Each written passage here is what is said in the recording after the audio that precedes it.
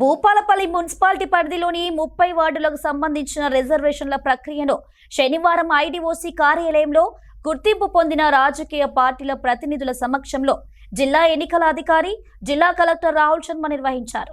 ఈ సందర్భంగా ఆయన మాట్లాడుతూ 30 వార్డులకు గాను ఎస్టీ 2, ఎస్సీ 6, బీసీ 7, అన్రిజర్వ్డ్ 15 స్థానాలు కేటాయించినట్లు తెలిపారు. అలాగే ఎస్టీ వార్డుల్లో 1 మహిళకు, ఎస్సీ వార్డులో 3 మహిళలకు, బీసీ కేటాయించిన 7 స్థానాల్లో 3 మహిళలకు, అన్రిజర్వ్డ్ 15 స్థానాల్లో 8 మహిళలకు రిజర్వేషన్లు కేటాయించినట్లు వివరించారు.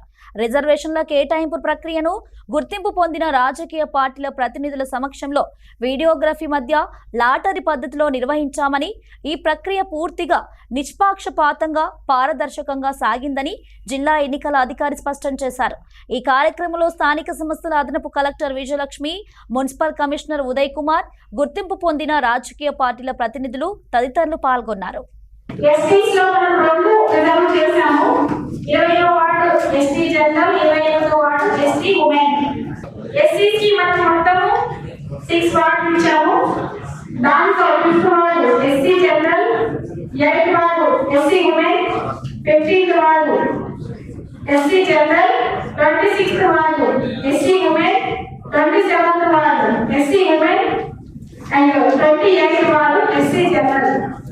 బీసీకి కూడా మనం మొత్తము 7 ఇచ్చాము.